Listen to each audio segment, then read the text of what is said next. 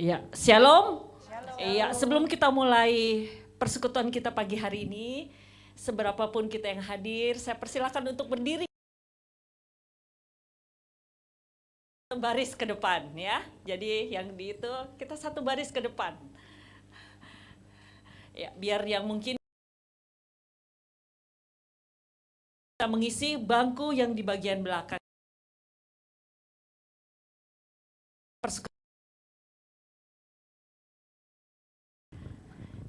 Ya, terima kasih atas kesediaannya. Ya, sekali lagi selamat pagi Ibu-ibu. Shalom. Iya, kita bersyukur pagi ini kita boleh kembali hadir di sini. Kita mau bersama-sama memuji Tuhan, mau menyembah. Dan ibu-ibu, kita masuk dalam Tuhan secara pribadi. Tuhan. Biar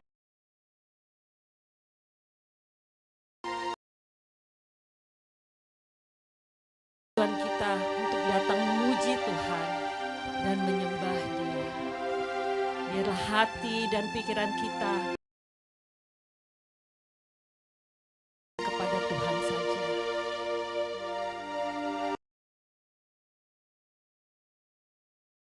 Datang di hadapan Tuhan.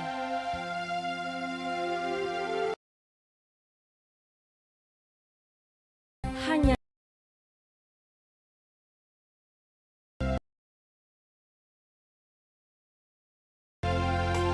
biarlah pujian ini menjadi kita mau datang bersekutu dengannya, menikmati hanya dekat Allahku, rasa tenang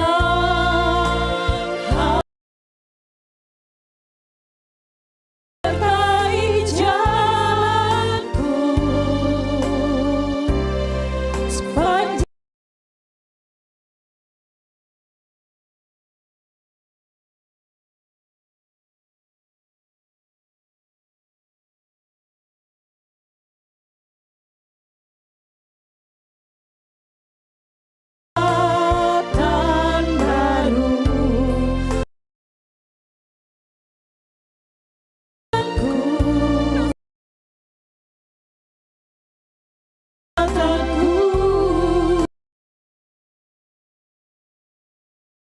ku ingin selalu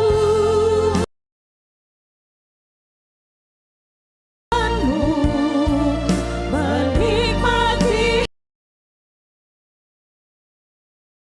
biarkan rohmu tinggal dalam hidupku, indah bersamamu selamanya. Mari kita ulang pujian.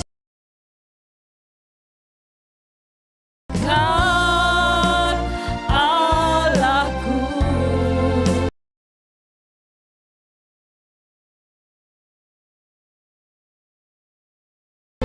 Kau sertai jalanku sepanjang hidupku.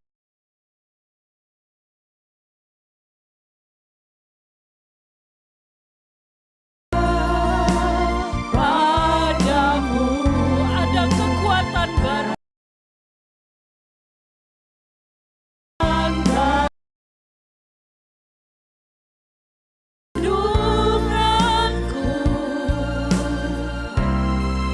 Keselamatanku,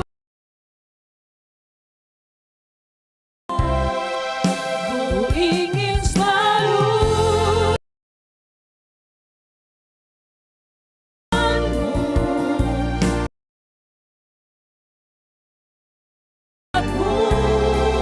biarkan rohmu tinggal dalam sungguh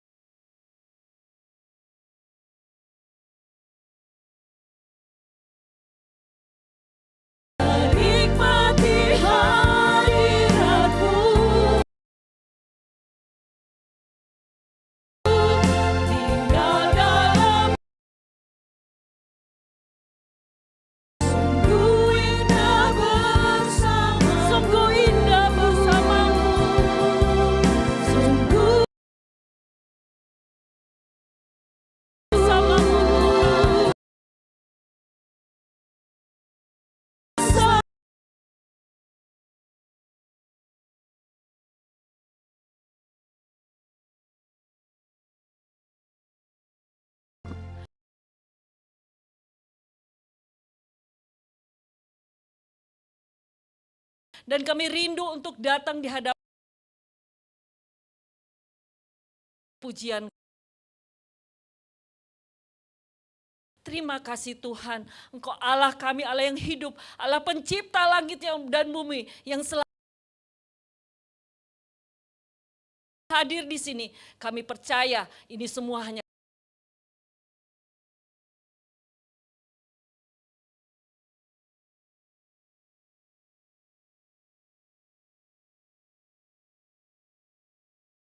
yang melawat mereka. Terima kasih Bapa di surga, kami mau serahkan persyukuran.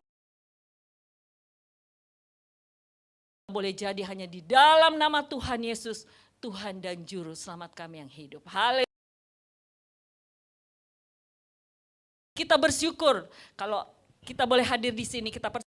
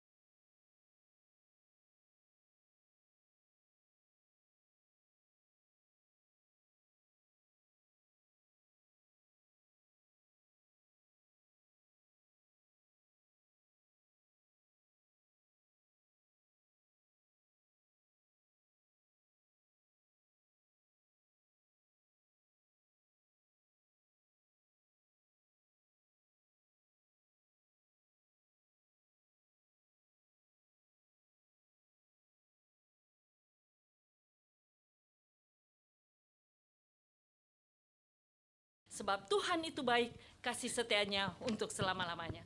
Mari ibu-ibu, kita akan siapkan hati kita. Diberkati oleh firman Tuhan, dan kita siapkan hati.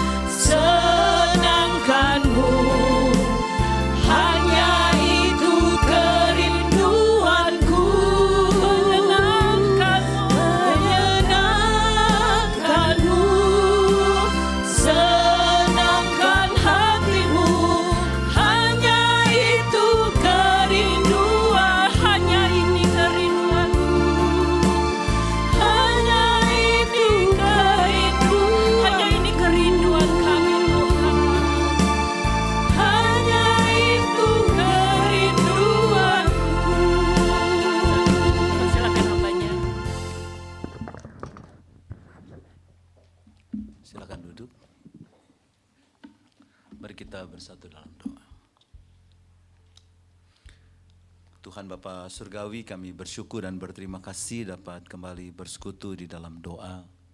Kami ingin terus belajar bagaimana menyenangkan Tuhan di dalam seluruh kehidupan kami, dalam pelayanan yang Tuhan berikan kepada kami. Kami ingin bersama-sama merenungkan firman Tuhan. Kiranya Tuhan boleh menolong kami sehingga apa yang kami baca dan kami dengar boleh menguatkan iman percaya kami. Berfirmanlah Tuhan kepada kami sedia mendengarkan firman-Mu. Hanya di dalam nama Tuhan Yesus kami berdoa. Amin. Kita membuka kitab 2 Korintus pasal yang ke-5, ayat 11 sampai pasal 6 ayat yang ke-10.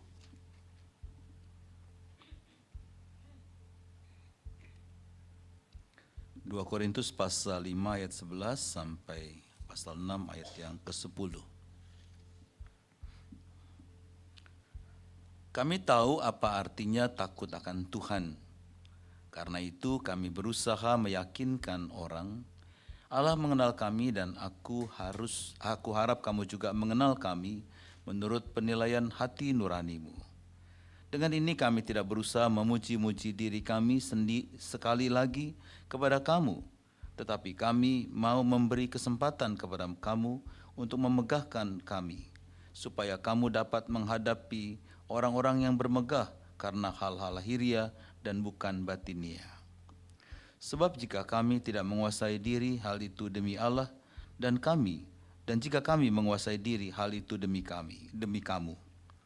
Sebab kasih Kristus menguasai kami, karena kami telah mengerti bahwa jika satu orang sudah mati untuk semua orang, mereka semua sudah mati.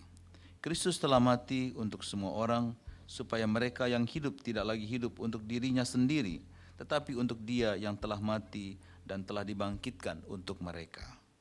Sebab itu kami tidak lagi menilai seorang pun juga menurut ukuran manusia. Jika kami pernah menilai Kristus menurut ukuran manusia, sekarang kami tidak lagi menilainya demikian. Jadi siapa yang ada di dalam Kristus, ia adalah ciptaan baru. Yang lama sudah berlalu, sesungguhnya yang baru sudah datang. Semuanya inti dari Allah yang dengan perantaraan Kristus telah mendamaikan kita dengan dirinya dan telah mempercayakan pelayanan pendamaian itu kepada kami. Sebab di dalam Kristus Allah mendamaikan dunia dengan dirinya tanpa memperhitungkan pelanggaran mereka, dan Dia telah mempercayakan berita perdamaian itu kepada kami. Jadi kami ini utusan-utusan Kristus, sebab Allah menasihati kamu dengan perantaran kami. Dalam nama Kristus kami meminta kepadamu, berilah dirimu didamaikan dengan Allah. Dia yang tidak mengenal dosa telah dibuatnya menjadi dosa karena kita, supaya dalam Dia kita dibenarkan oleh Allah. Sebagai teman-teman sekerja, kami menasihatkan kamu supaya kamu jangan menyia-nyiakan anugerah Allah yang telah kamu terima. Sebab Allah berfirman, pada waktu perkenan aku mendengarkan engkau, dan pada hari keselamatan aku menolong engkau. Sesungguhnya waktu ini adalah waktu perkenan itu. Sesungguhnya hari ini adalah hari penyelamatan itu. Dalam hal apapun kami tidak menyebabkan orang tersandung, supaya pelayanan kami jangan sampai dicela. Sebaliknya dalam segala hal kami menunjukkan bahwa kami adalah pelayan Allah, yaitu dengan penuh ketabahan dalam penderitaan, kesengsaraan dan kesukaran, dalam menanggung pukulan, dalam penjara dan kerusuhan, dalam berjerih payah, dalam berjaga dan kelaparan, dalam kemurnian hati, pengetahuan, kesabaran dan kemurahan hati, dalam Roh Kudus dan kasih yang tulus ikhlas, dalam memberitakan kebenaran dan kekuasaan Allah, dengan menggunakan senjata-senjata keadilan, baik di tangan kanan maupun di tangan kiri. Ketika dihormati dan ketika dihina, ketika diumpat dan ketika dipuji, ketika dianggap sebagai penipu, ternyata orang benar. Sebagai orang yang tidak dikenal namun terkenal, sebagai orang yang nyaris mati dan sungguh kami hidup, sebagai orang yang dihajar namun tidak mati, sebagai orang berduka cita namun senantiasa bersuka cita, sebagai orang miskin namun memperkaya banyak orang, sebagai orang tak berpunya sekalipun kami memiliki segala sesuatu. Yang berbahagia kita yang mendengar firman Tuhan dan yang melakukan dalam kehidupan kita hari lepas hari. Ibu-ibu sekalian, tema kita hari ini Hineni. Ada yang tahu Hineni? Sineni. Kita dengar lagunya, ada sebuah lagu judulnya Hineni. Pernah tahu nggak? Kita dengar ya lagunya ya seperti apa.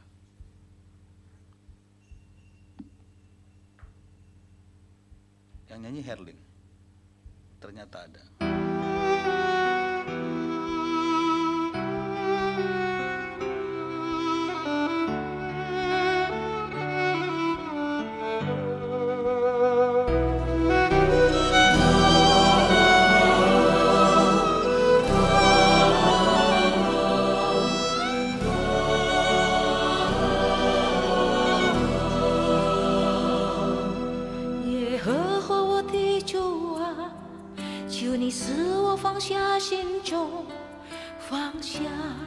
心中说爱，耶和华我的主啊，求你使我打碎心中我想，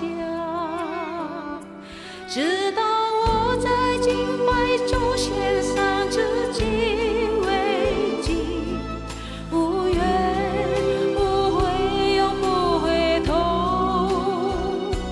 直到我在祭坛那里得着命定，无怨无悔我在这里。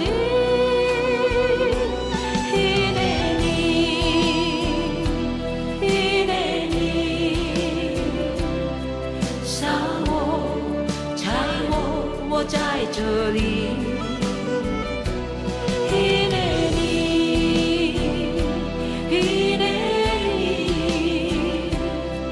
伤我，拆我，一年里。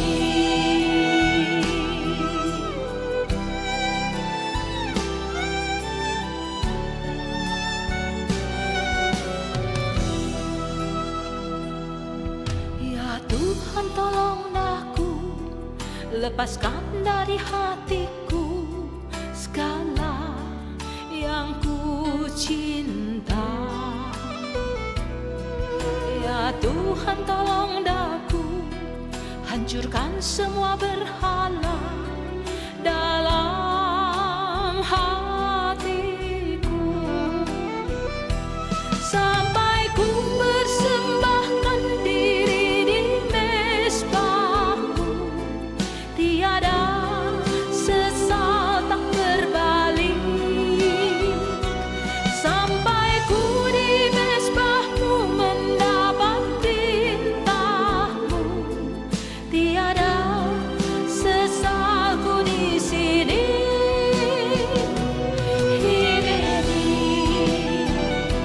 Ku di sini. Utus aku, ku di sini. Hineni,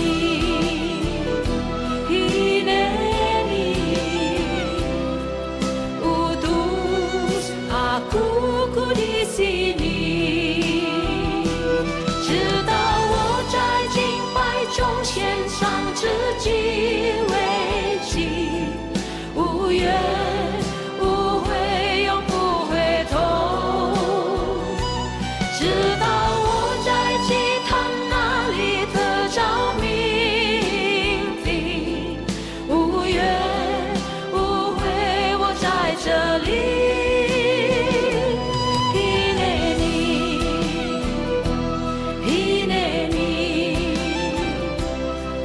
杀我，拆我，我在这里。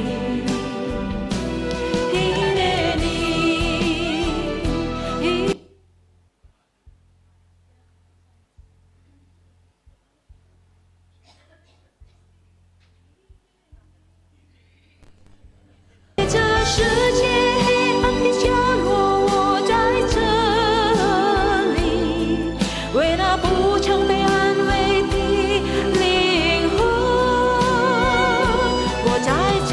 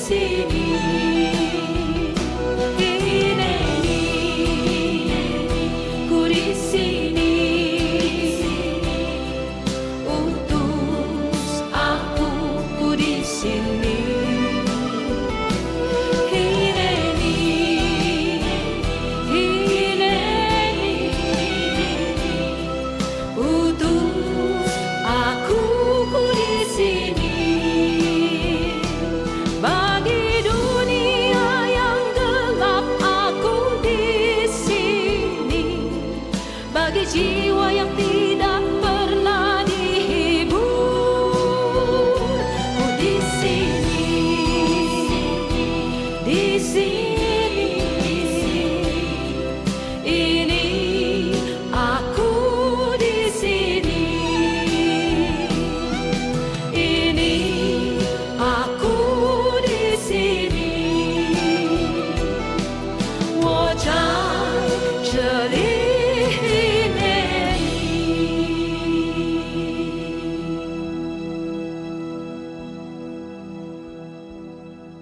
Udah tahu ya maksudnya Hineni? Sudah selesai. Kalau lagu ini dengerin terus, lama-lama kita manggil Hineni, Hineni terus. Ya, coba aja dengerin lah mungkin sekitar 10 kali gitu ya, Hineni. Dengerin lagu ini. Nanti kita Hineni terus. Aku di sini ya. Ya, jadi Hineni itu sebuah kata yang mungkin baru di telinga kita.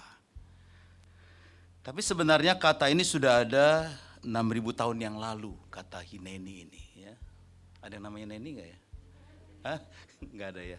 Nanti kalau kasih nama anak, sudah gak punya anak ya? Nanti itu Egbert ya, punya anak namanya Hineni ya.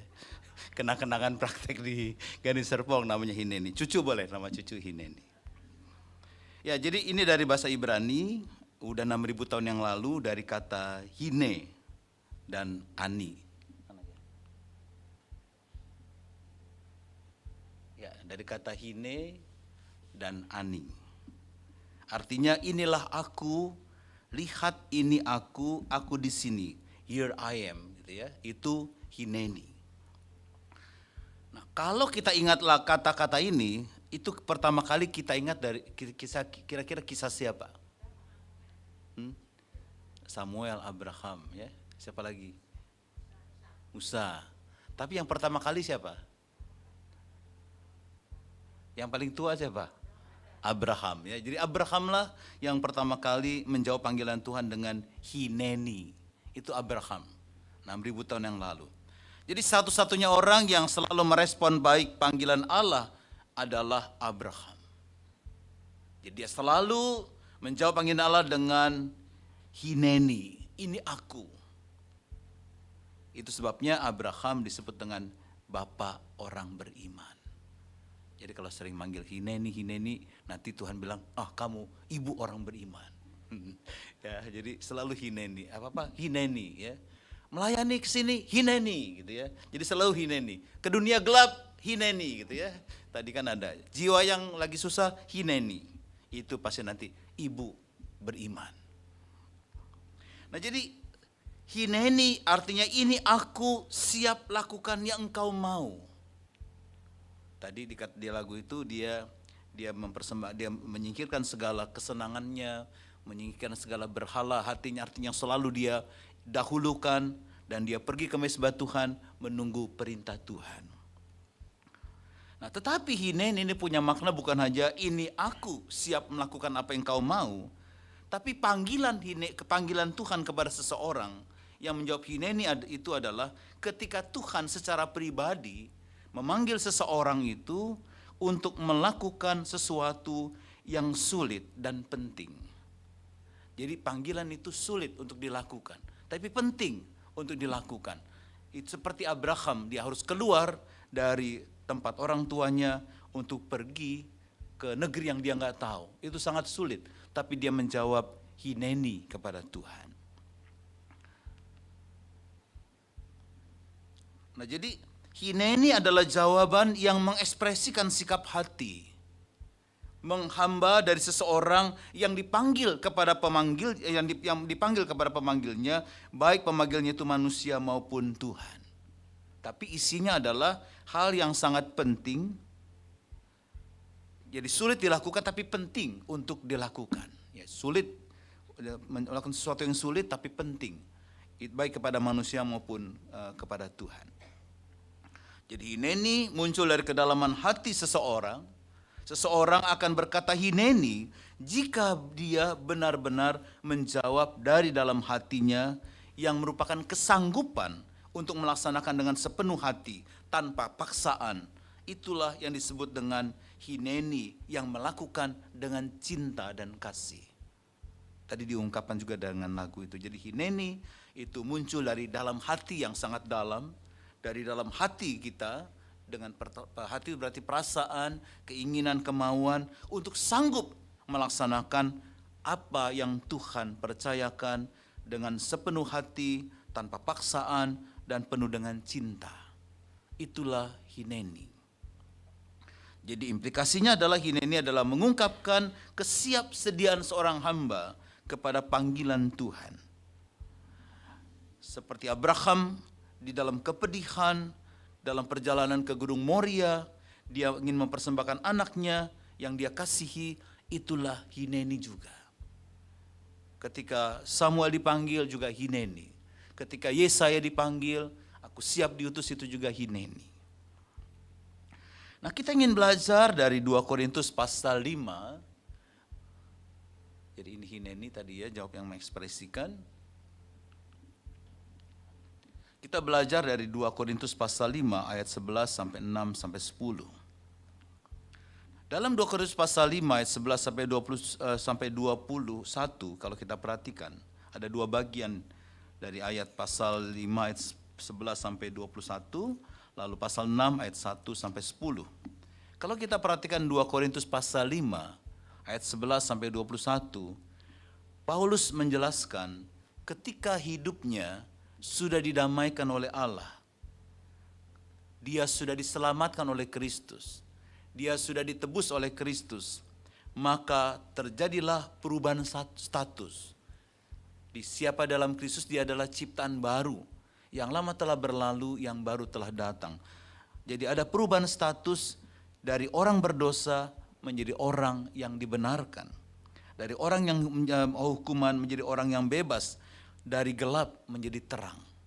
Itulah yang mau dikatakan Paulus. Hineni adalah ketika dia mengalami perubahan hidup. Dia mau berdamai dengan Tuhan. Jadi rekonsiliasi dengan Allah terjadi dan berdampak dengan dirinya sendiri dan sesama, itu harus terjadi. Jadi Paulus sudah didamaikan oleh Allah, harus menyadari hidup ini bukan lagi aku yang hidup, tetapi milik Tuhan, milik Kristus. Dia adalah ciptaan baru. Nah, jika milik Tuhan, maka hidup kita haruslah hidup yang menyenangkan Sang Pemilik, yang memuliakan Dia dan mengerjakan hal-hal yang disukai oleh Tuhan. Jadi inilah yang digambarkan oleh Paulus. Dia melakukan hineni, dia melakukan sesuatu yang sulit. Dia mendamaikan dirinya dengan Tuhan dengan proses pemanggilan. Ketika dia mau menganiaya orang-orang Kristen, dia mengalami perubahan yang luar biasa. Apa perubahan-perubahan yang terjadi? Bagaimana kita bisa menyenangkan Tuhan yang diinginkan oleh Paulus dalam 2 Korintus pasal 5 ayat 11 sampai 21? Ada 3 hal yang harus dilakukan. Yang pertama ayat 11 sampai ayat yang ke-13. Diajak supaya memandang Tuhan Yesus bukan kepada manusia. Setiap orang yang menjadi pelayan Tuhan, setiap kita sebagai orang Kristen yang sudah mengalami perubahan hidup, yang sudah ada dalam ciptaan baru, yang sudah rekonsiliasi dengan Tuhan, yang sudah keluar dari berdosa menjadi dibenarkan, dari hukuman menjadi orang bebas dan menjadi orang-orang murid-murid yang terang, harus pertama-tama memandang Tuhan Yesus bukan kepada manusia.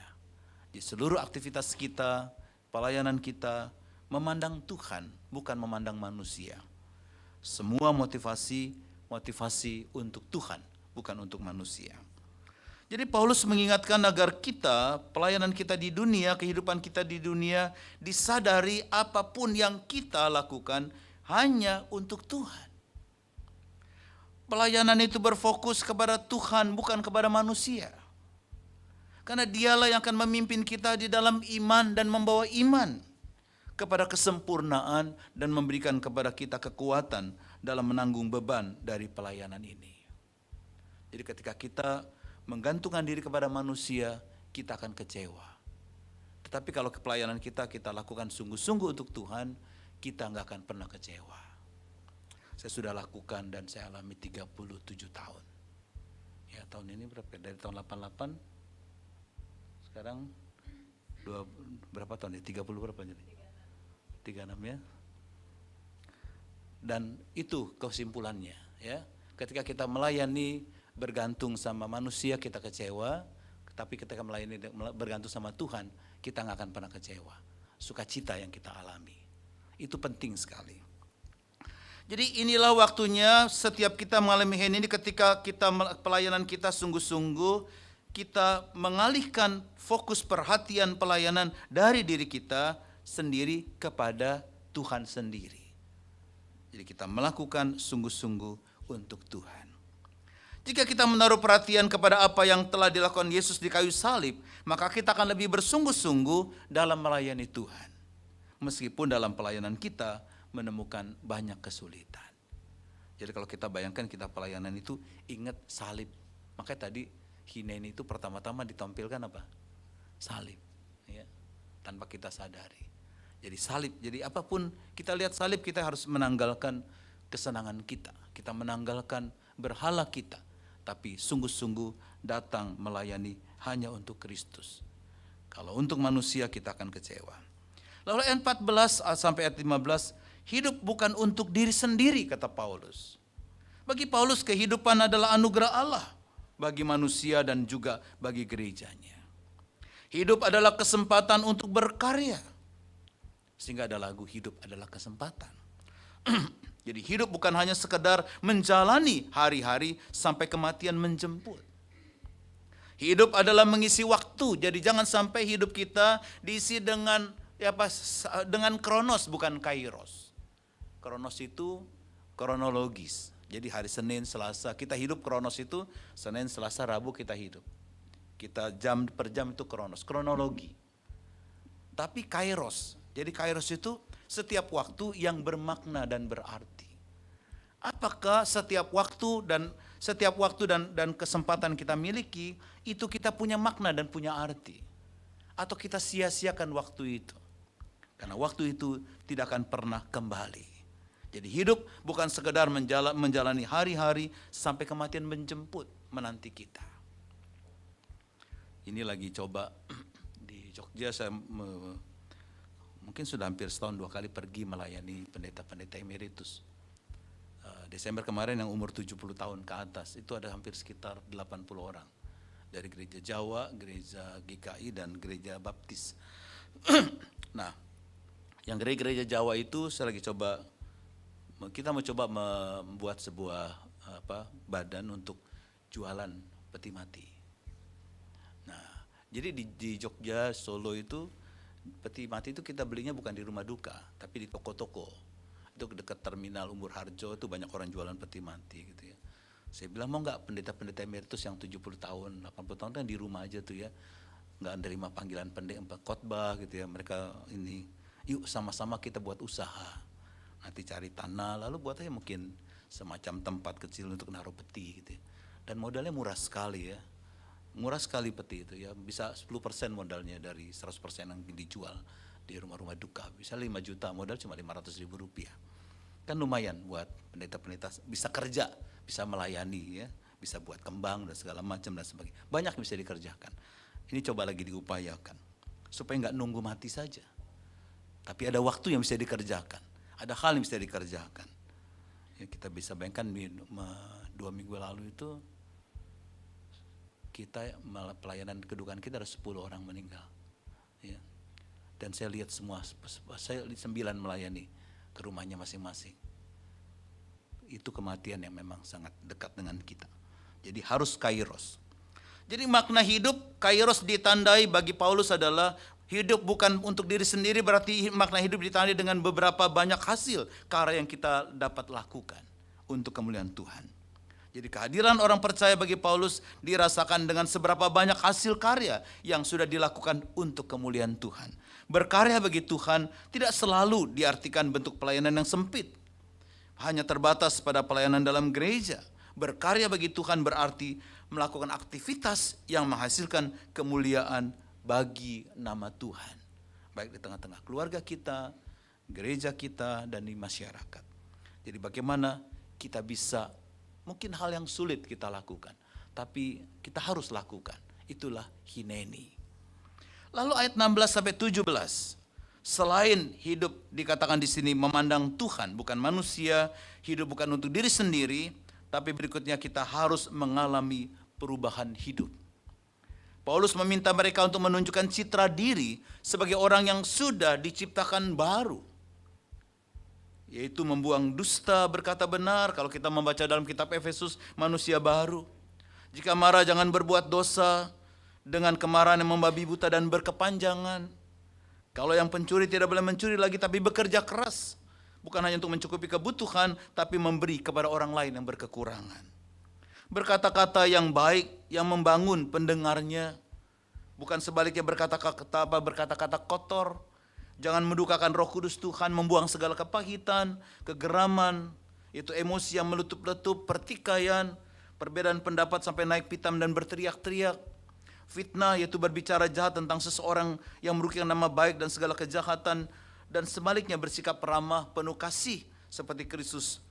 Itu diungkapkan dalam Efesus pasal yang keempat, ayat 19 sampai ayat 35. Jadi marilah kita membuktikan kehidupan kita dengan hineni ini, seperti orang melihat keindahan kupu-kupu yang berwarna-warni dalam kehidupan kita. Itulah yang diungkapkan oleh Paulus. Dia mengalami perjumpaan dengan Tuhan dan dia melakukan apa yang sulit dia lakukan, tapi dia lakukan, penting dia lakukan karena dia ingin menjadi manusia baru dengan hidup untuk Kristus, bukan untuk diri sendiri, dan mengalami perubahan diri. Nah, lalu ayat dan apa yang dilakukan, apa yang harus dilakukan untuk mengalami perubahan diri? Selain 3 hal tadi, konkretnya itu seperti apa? Kita melihat di dalam 2 Korintus pasal yang ke-6 ayat yang pertama sampai ayat yang 10.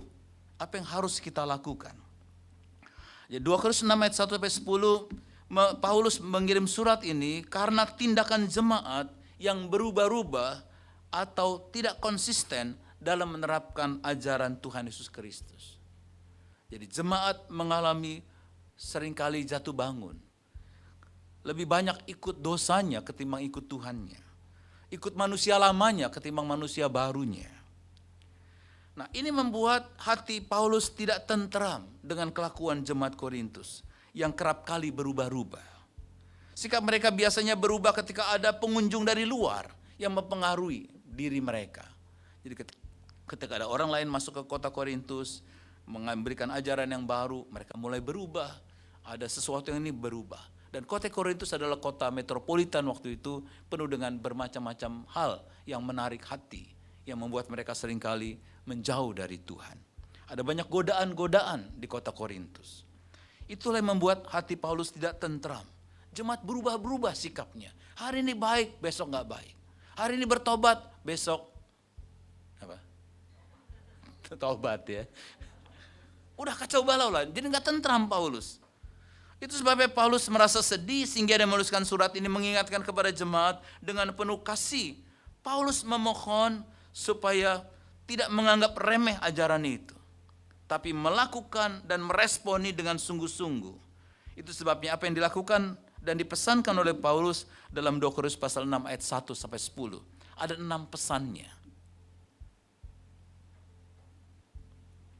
Yang pertama, janganlah kita membuat menjadi sia-sia kasih karunia Tuhan. Jadi Paulus menasihatkan supaya tidak menyia-nyiakan kasih karunia Allah yang sudah dilimpahkannya kepada manusia.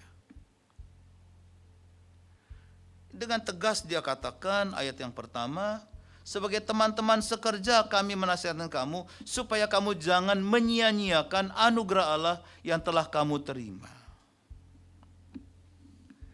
Apa anugerah Allah itu? Keselamatan.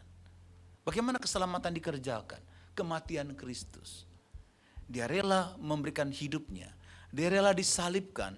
Dia rela dicela, dicambuk dan segala macam untuk menyelamatkan kita yang berdosa.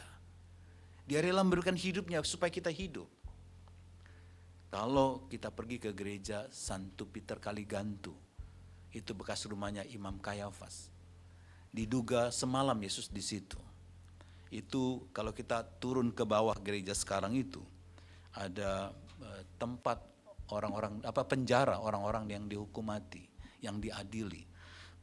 Itu ada dindingnya itu ada 4 lubang. Dindingnya ada 4 lubang, ternyata untuk tangan kanan tangan 2, lalu kaki dua-duanya masuk ke dalam lubang itu, diikat dari belakang tembok itu. Lalu dicambuklah di situ 62 kali. Lalu ada satu bak, ada air, isinya adalah air cuka. Dia setelah dicambuk disiram air cuka. Saya pernah ibadah di situ, lalu habis ibadah ada satu ibu-ibu teriak-teriak, "Pak Pendeta, sekarang telepon suami saya mau minta ampun sama suami saya," katanya. "Saya mau minta maaf, saya mau berdamai dengan suami saya." Ternyata dia dendam berpuluh-puluh tahun dengan suaminya. Setelah lihat Yesus dicambuk, dia buru-buru minta ampun sama Tuhan dan sama mereka akur. Jadi kita bisa bayangkan itu harga yang dibayar. Belum lagi disalibkan, lalu mati untuk kita supaya kita hidup. Jadi Paulus mengingatkan supaya menggunakan kasih karunia Allah yang menjadi dasar yang kuat dalam kehidupan umat. Di dalam setiap kita memberitakan Injil Tuhan dalam pelayanan. Supaya pelayanan kita berakar, bertumbuh, berkembang, berbuah, dan membawa banyak jiwa mengikuti kita. Jadi kalau kita melakukan segala tugas panggilan kita dengan kasih karunia, maka itu akan menjadi berkat. Pelayanan kita akan berakar, akan bertumbuh, berkembang, berbuah, karena kita hanya memandang Kristus yang telah menyelamatkan kita. Anugerah Tuhan yang luar biasa yang sudah Dia berikan buat kita. Dan yang berikutnya ayat yang kedua, pelayanan itu harus membawa keselamatan, penyelamatan. Itu diungkapkan oleh Paulus. Sebab Allah berfirman, "Pada waktu perkenan aku mendengarkan engkau, dan pada hari keselamatan aku menolong engkau."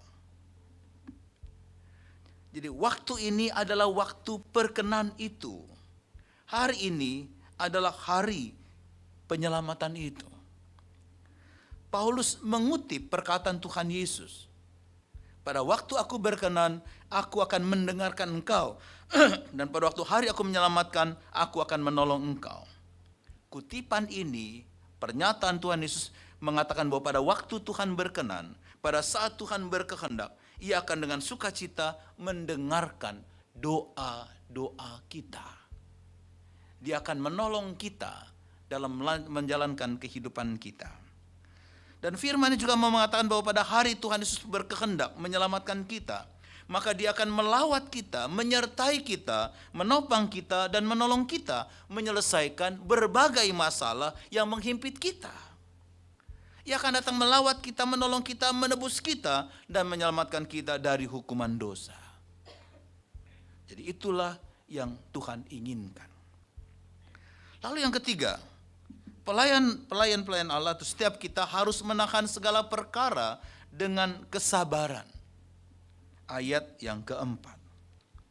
"Sebaliknya dalam segala hal kami menunjukkan bahwa kami adalah pelayan Allah, yaitu dengan penuh kesabaran dalam penderitaan, kesengsaraan, dan kesukaran."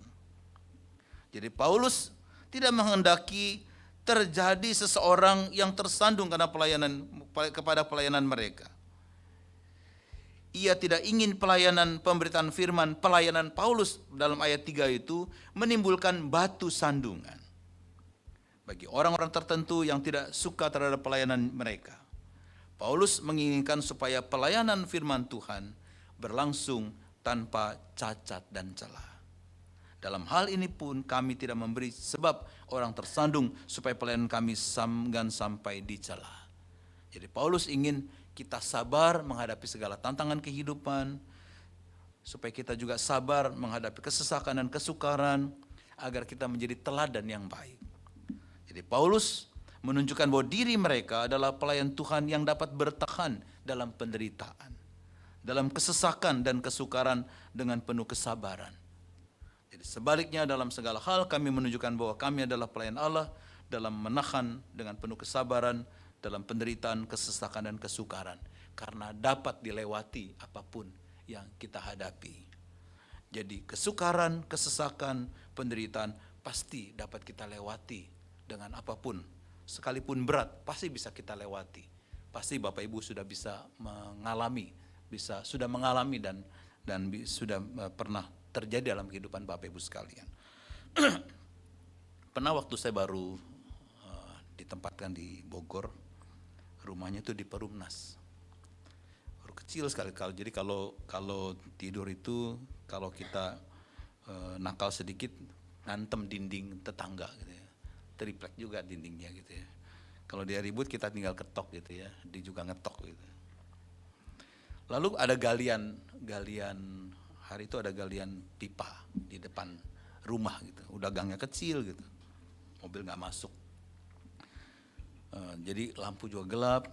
Malam itu ada tukang sekoteng digotong gitu, lewat dia nggak lihat kalau ada galian lubang itu, dan masuklah tukang sekoteng itu semuanya, tumpahlah semuanya. Terus saya baru gajian waktu itu, jadi kalau habis gajian beli susu 1 dus, karena susu harus minum kan anak. Jadi 1 bulan belinya berapa dus gitu, itu sudah 175.000 dulu. Sisa 100, dulu gaji 275.000. Sisa 100.000. Tukang sekoteng masuk ke kogot itu kan. Ini gimana caranya ya? Kenapa bisa jatuh? Mata saya sutur Pak, sutur tak sutur. Nggak bisa lihat gitu, kabur gitu. Terus saya bilang gimana nih ceritanya ya? Kasih nggak nih uang kita nih 100.000? Kalau nggak dia nggak jualan lagi, udah habis total semua, baru keluar lagi. Udah kita rela lah kasih 100.000, didoakan gitu ya. Udah nggak punya uang nih buat sebulan, baru ya 15 lah gajinya ya, 15 hari itu koma gitu ya. Udah nggak ada duit lagi, dah besok udah terserah lah pokoknya gimana gitu. Nah besok pagi itu istri saya harus pergi ke rumah, jadi dengan majelis pergi ke seorang pendeta yang sudah pensiun lama lah, dia pendiri gereja di mana-mana, di Serang, di Sutopo, di Bogor. Dia nengokin ya ibu janda pendetanya. Udah sorenya pulang, wah dia nangis. Ternyata waktu di situ dia dipanggil sama si ibu itu masuk ke kamar. Ini tante baru dapat 2 perpuluhan katanya. Nggak tahu jumlahnya berapa. 1 buat kamu deh gitu ya. Ternyata saya dapat 4 bulan gaji. Wah, gara-gara sekoteng itu gitu kan. Ya kita pasrah, kita nggak lakukan, kita nggak minta apa-apa gitu ya. Kan nggak tahu mau dikasih perpuluhan si oma itu dari jemaatnya kan. Pokoknya udahlah. Besok terserah mau diapain. Itu sulit sekali, itu hineni itu. Penting, sulit, tapi ya sudah. Dapat 4 bulan gaji coba kalau nggak dikasih nggak tahu dapat nggak 4 bulan gaji gitu ya. Tapi kita menolong orang itu, minimal kita bisa menolong orang itu dari segala penderitaannya. Setelah itu saya kalau tiap dia lewat, Pak Pendeta mau sekoteng nggak bayar gitu kan. Saya dapat sekoteng coba, tiap dia lewat pasti dikasih sekoteng. Apa nggak bahagia kita ya? Nah itu, dan happy, orang memberi itu luar biasa buat kita. Nggak usah bayar Pak Pendeta. Karena kita sudah menolong hidupnya dari itu. Dan kita juga nggak tahu siapa dia waktu itu. Jadi ada banyak hal yang kita bisa lewati, pasti kita bisa lewati. Lalu yang keempat, pelayan Tuhan harus menanggung segala dera. Ayat 5 dan 6. Ya, Paulus menambahkan kalau pelayan Tuhan atau setiap kita dapat menanggung dera dan derita dengan penuh kesabaran. Mungkin kita dengan sabar dan ikhlas ketika kita ngimpin diejek, dihina, dianiaya. Itu Paulus. Dia sabar ketika dia diejek, dihina, dianiaya, dipenjara. Mereka dengan sabar berupaya, berjerih payah, berjaga-jaga dengan hati yang tulus, dengan kemurahan hati, kesabaran dan dalam kasih Allah dan Roh Kudus yang tidak munafik. Jadi ketika kita melayani dengan sungguh-sungguh, itu percayalah Tuhan akan menolong kita. Sekalipun kita menerima ejekan, celaan, aniaya, mungkin kita banyak hal yang kita terima. Tapi percayalah Tuhan itu tidak tinggal diam. Dia akan menolong kita, memberikan kekuatan. Yang kelima, pelayan Allah harus mampu menjadi pemberita kebenaran dan kekuasaan Allah. Ayat 7 dan ayat yang ke-8. Jadi Paulus menyatakan bahwa mereka, baik dirinya maupun orang lain hamba-hamba Tuhan, dengan sabar dan ikhlas melakukan pemberitaan kebenaran firman Allah dan kekuasaan dan kemuliaan Allah. Mereka menggunakan senjata keadilan untuk menyerang dan membela diri mereka. Mereka dihormati atau dihina, ketika mereka diumpat atau dipuji, ketika mereka dianggap sebagai penipu atau dipercaya oleh semua orang yang dilayani, dia terus memakai keadilan dalam perjuangan hidup. Yang keenam, harus siap menerima berkat Allah, ayat 9 dan 10. Sebagai orang yang tidak sebagai orang-orang dan seterusnya ya. Ayat 9 10 kita diajak Paulus memberikan didikan, ajaran dan nasihat kepada kita bahwa mereka baik dirinya maupun hamba-hamba Tuhan lainnya supaya sabar ketika dianggap sebagai orang tidak mereka dikenal namun terkenal. Itu berarti kita menerima berkat. Tidak dikenal tapi terkenal. Mereka dengan sabar jika dianggap sebagai orang yang nyaris mati. Namun mereka hidup dalam iman kepada Tuhan Yesus Kristus. Jadi pelayan-pelayan Tuhan tetap tenang, tidak marah, meskipun mereka diperlakukan sebagai orang yang dihajar, namun tidak mati. Jadi ketika kita diperlakukan dengan tidak benar, dihajar, tapi nggak akan mati kita. Ya. Mereka ditahan dalam pencobaan sebagai orang bersukacita, namun senantiasa bersukacita. Mereka bersukacita, tapi bersukacita. Tabah, tahan uji sebagai orang miskin, namun memperkaya orang lain. Sabar sebagai orang yang tak bermilik, sekalipun memiliki segala sesuatu. Inilah hineni yang harus kita lakukan. Mari kita bersatu dalam doa.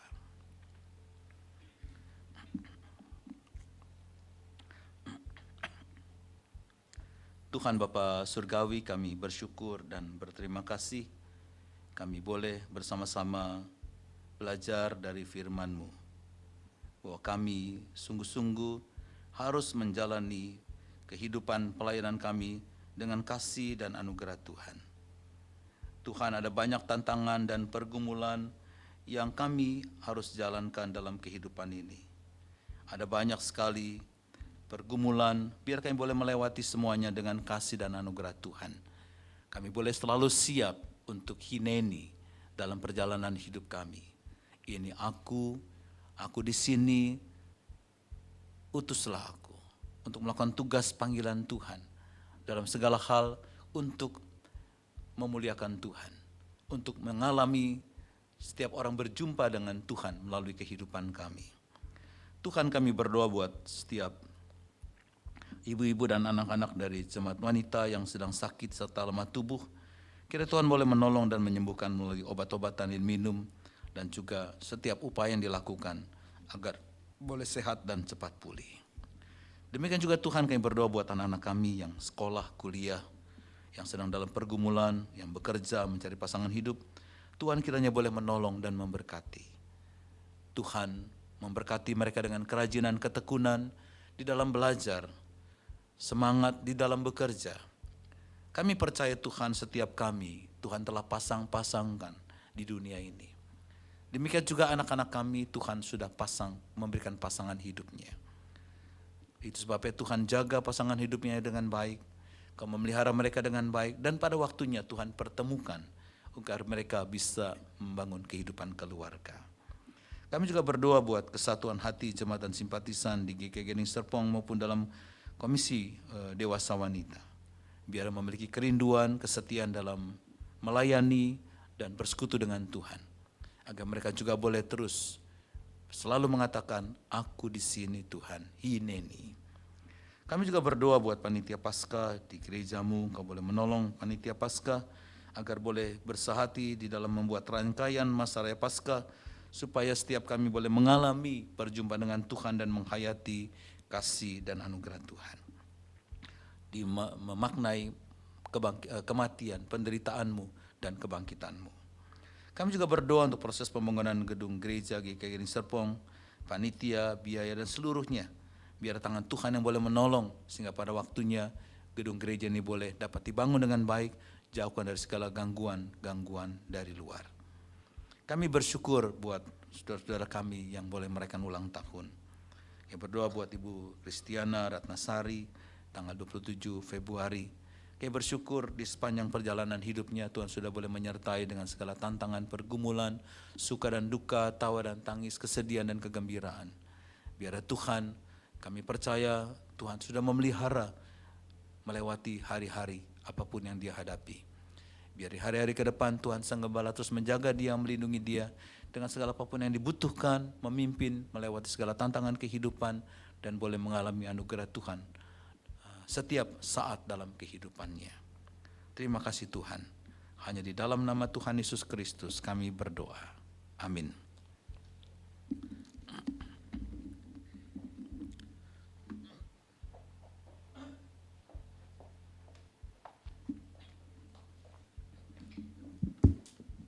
Ya, puji Tuhan kita boleh diberkati oleh kebenaran firman Tuhan hari ini melalui hambanya.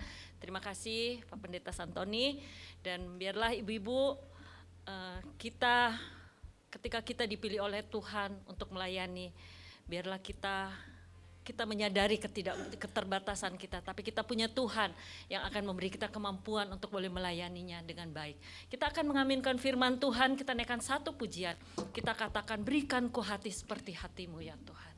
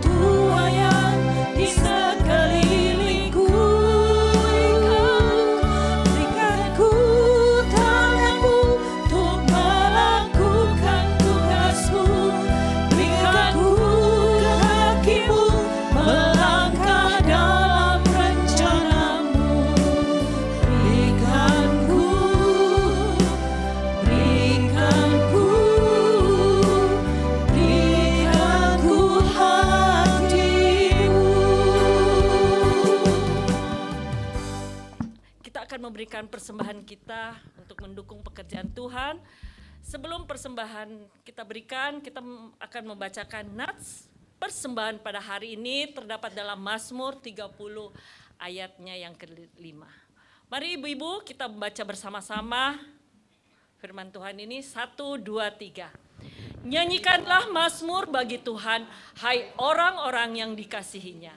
Dan persembahkanlah syukur kepada namanya yang kudus. Ya, persembahan akan diedarkan. Mari Bapak Ibu kita kembali naikkan pujian, ucap syukur pada Tuhan.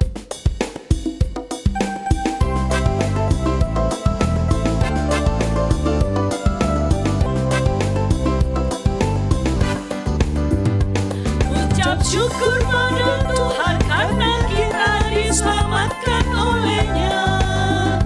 Senandungkan lagu baru, senandungkan lagu baru baginya. Bait kedua. Nyanyikanlah dengan riang.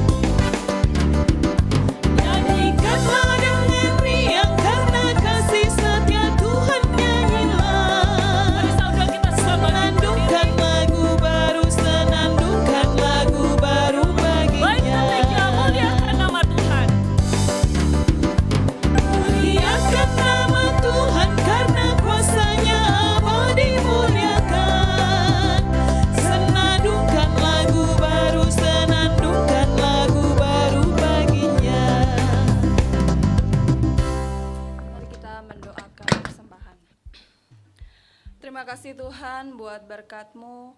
Di saat ini kami boleh ada berkumpul di tempat ini untuk melaksanakan kebaktian persekutuan wanita. Dan di saat ini Tuhan, kami telah memberikan persembahan. Engkau berkati, kuduskan, layakan. Berkati juga para pengurus yang akan mengelola persembahan ini. Biarlah persembahan ini bisa terpakai hanya untuk kemuliaan nama Tuhan. Hanya di dalam nama Tuhan Yesus kami berdoa. Amin. Ya, masih tetap berdiri, kita akan mengakhiri persekutuan kita pada hari ini. Kita bersyukur ketika Tuhan memilih kita untuk menjadi pelayan-pelayannya. Biarlah kita boleh melayaninya tidak dengan susah hati, tapi kita boleh melayaninya dengan penuh sukacita, dengan senang hati. Kita naikkan pujian kita, Tuhan mengutus kita.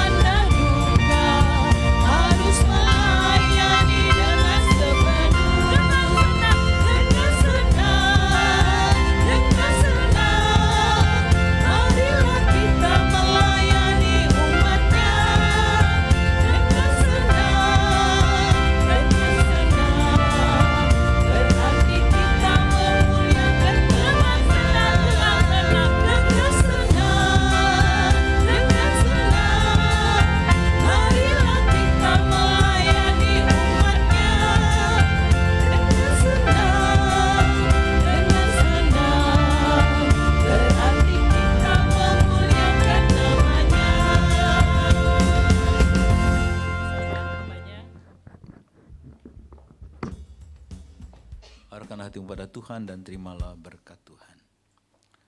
Tuhan memberkati engkau dan melindungi engkau. Tuhan menyinari engkau dengan wajah-Nya dan memberi engkau kasih karunia. Tuhan menghadapkan wajah-Nya kepadamu dan memberi engkau damai sejahtera, kekuatan, perlindungan, kesehatan, nafkah dan rezeki yang tak pernah berkesudahan. Amin. Bapak terima kasih.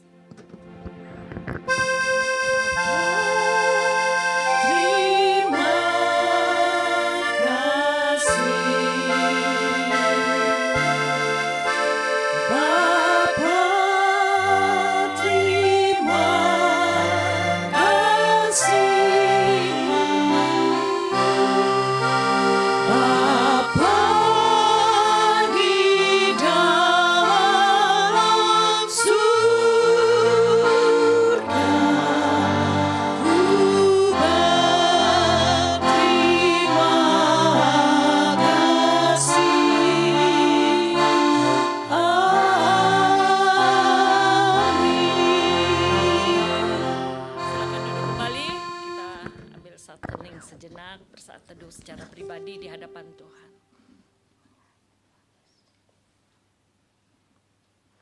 Amin. persekutuan kita sudah selesai pada hari ini. Terima kasih untuk kehadiran kita semua. Kita boleh diberkati oleh firman Tuhan. Tuhan Yesus memberkati. Saya serahkan kepada pengurus.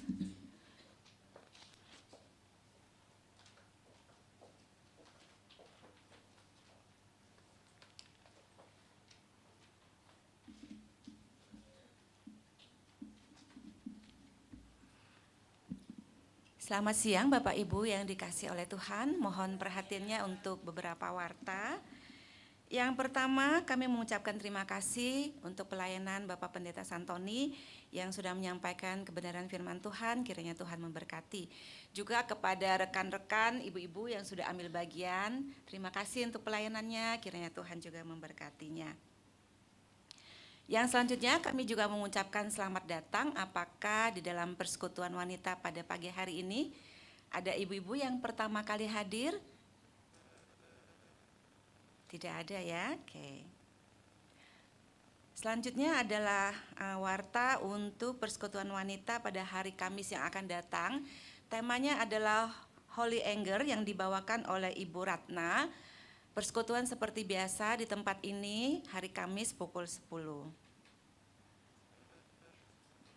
Nah, selanjutnya secara istimewa ini ada undangan dari Bapak Pendeta Santoni beserta dengan Ibu Vera untuk pemberkatan pernikahan putranya Kevin dan Catherine ya.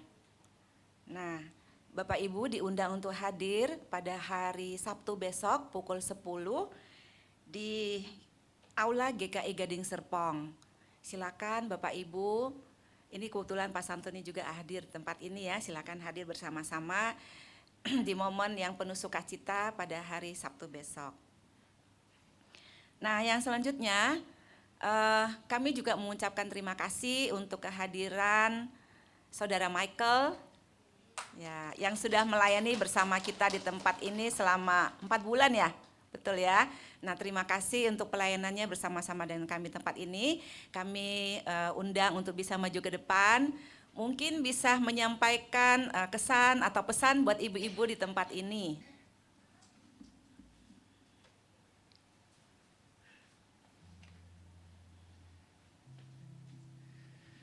Ya, shalom ibu-ibu sekalian.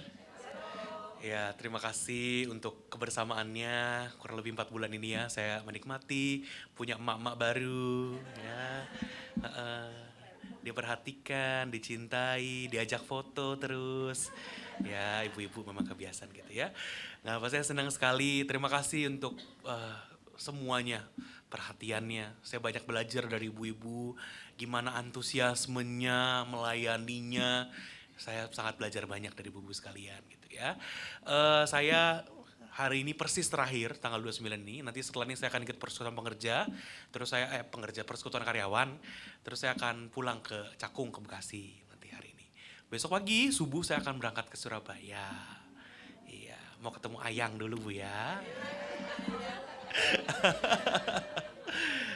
Iya, mau pertemuan keluarga kelihatannya gitu. Terus nanti tanggal 3 ya didoakan Bu ya. Ya. Tanggal 3 saya akan ke Wonosobo, GKI Wonosobo, melayani kurang lebih selama 1 minggu di sana. Gitu. Sampai ini masih banyak berlanjut, masih ada BK, masih ada BB, Bina Belajar gitu. Sampai ntar pelayanan lagi jemaat, 4 bulan lagi di jemaat yang lain baru ditempatkan gitu ya. Jadi terus didoakan. Terima kasih untuk doanya emak-emakku sekalian. Ya. Tuhan memberkati kita semua ya. Sarange. Kenang-kenangan dari pengurus buat Michael. Terima kasih. Selamat melayani tempat yang baru. Oh, oke, ini ada istimewa sekali nih dari ibu-ibu. Tanda terima kasihnya. Terima kasih. Terima kasih ibu-ibu sekalian. Oke, makasih. Hari itu. Terima kasih untuk Michael ya yang sudah selama 4 bulan juga berbagi bersama dengan kita di tempat ini ya. Kiranya juga Tuhan memberkati di tempat yang baru. Salam juga buat yayangnya yang sudah mau dilamar. Ya, selanjutnya kita akan ada rekan-rekan kita yang berulang tahun di dalam minggu ini. Ada Bu Kristi. Ada lagi yang lain, cuman 1 ya. Oke, silakan Bu Kristi, spesial nih. Yuk Kita berdiri bersama-sama, kita naikkan pujian selamat ulang tahun. Tadi sudah didoakan sama Pak Santoni ya. Jadi kita nyanyikan saja. Silakan maju ke depan.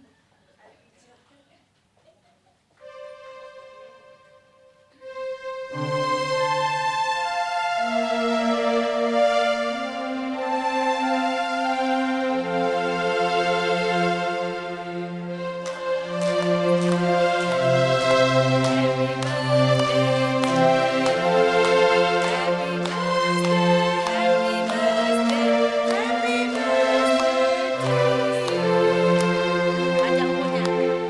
Panjang umurnya, sehat badannya, kuat imannya di dalam Tuhan. Tuhan berkati.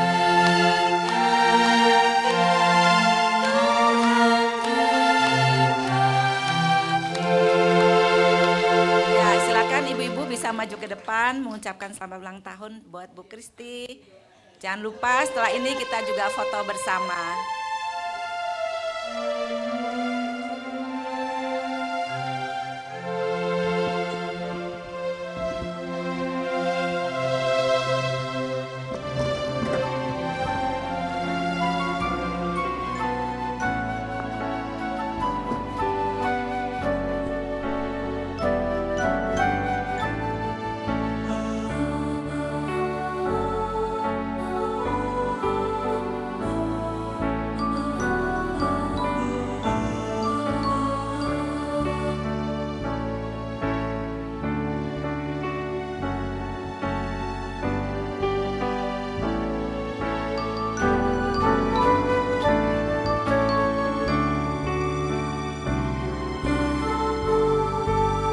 Tes. Ibu-ibu di ruang sebelah di samping tersedia juga konsumsi ya. Setelah salaman dengan Ibu Kristi silakan ke ruang sebelah untuk mengambil konsumsinya. Terima kasih.